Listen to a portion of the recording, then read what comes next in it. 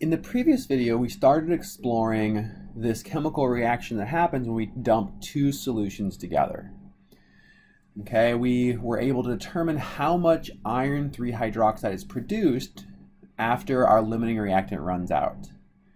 In this video, we're going to continue thinking about this problem, but we're going to try to figure out how much stuff remains, right? So what concentration of our reactants are left over? So let's go ahead and start this off by thinking about question number 5 here. And I think it's going to be easiest if we think about this in terms of a net ionic reaction instead of this overall chemical reaction. Okay, so remember with our net ionic reactions, we can break all of our compounds down into ions. So let's rewrite the reaction here. We have our iron acetate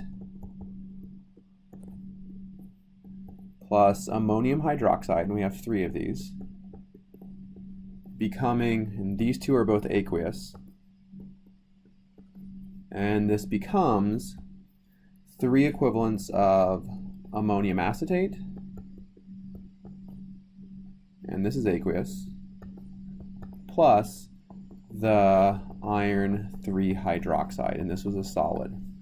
Okay, so remember, to make net ionic reactions, we can break up all ionic compounds that are aqueous into their individual ionic components. So we have iron plus 3, we have 3 equivalents of acetate,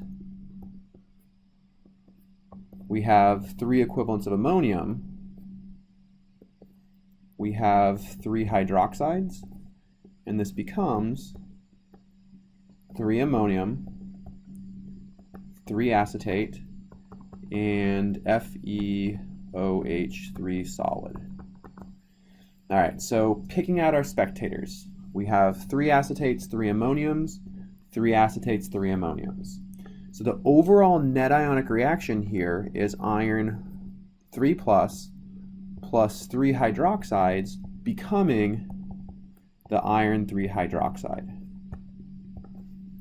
Okay, and the reason that I went through this process is because we have identified the ammonium hydroxide as our limiting reactant, right? So this is our limiting reactant.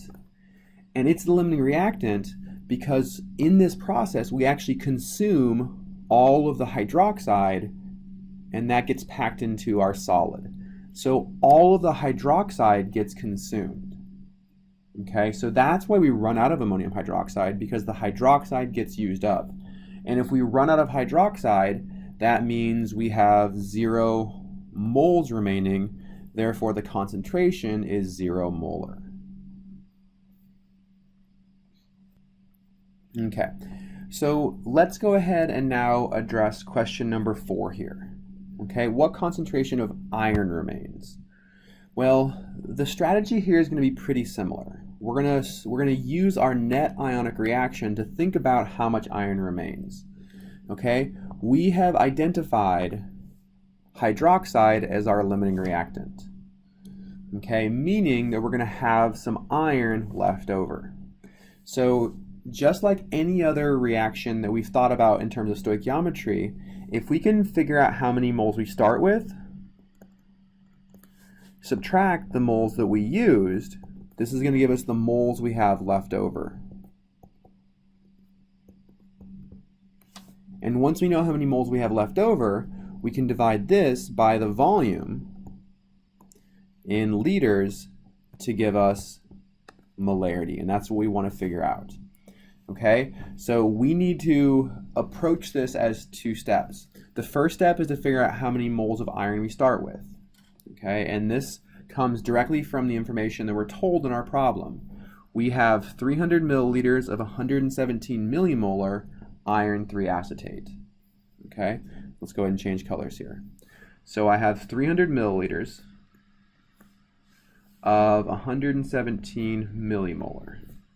Okay, so 300 milliliters, 1 milliliter, I'm going to get rid of this so I don't confuse you. 1 milliliter is 10 to the minus 3rd liters. And this is 117 millimoles of iron 3 acetate per 1 liter. And we know that for every 1 millimole, we have 10 to the negative third mole. And now finally, for every 1 mole of the iron acetate, we have 1 mole of iron. Okay, tracking units, milliliters cancel, liters cancel, millimoles of iron acetate cancel, millimoles cancel, moles cancel, and moles of iron acetate. So we're left with moles of iron plus 3. And putting this in your calculator, you'll see that we have, let me get back to the same color, we start with 0.0351 moles of iron at the beginning. Okay, so now we can figure out how much we used up.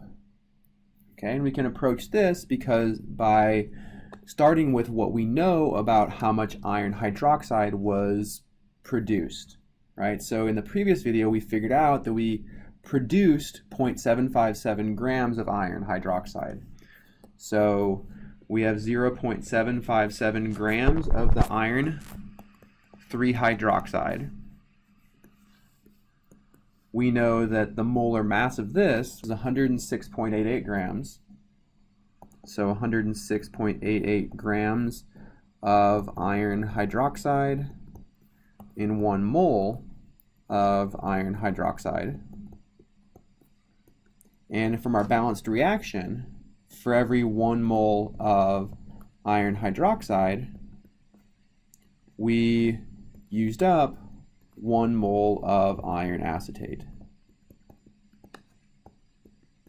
And finally, for every 1 mole of iron acetate, we have 1 mole of iron.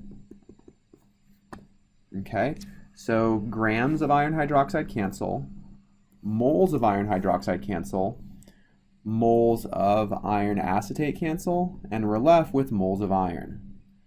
So plugging this in, we see that we've used 0.00708 moles of iron. That's how much we've used.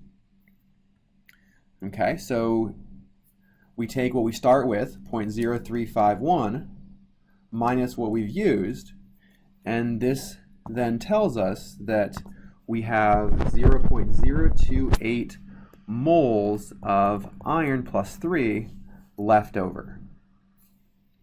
Okay, that's how much iron plus 3 we have left over. We can take this divided by the total volume. Okay, so the volume is 300 milliliters of this solution plus 250 milliliters of this solution, right? We dump these two together, so that's our total volume. So this is 0.3 liters plus 0.25 liters.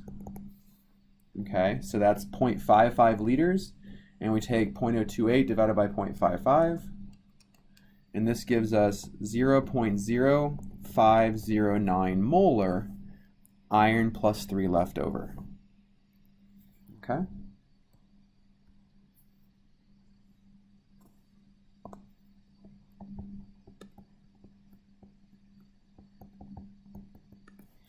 And the very last one here is what concentration of iron 3 acetate remains?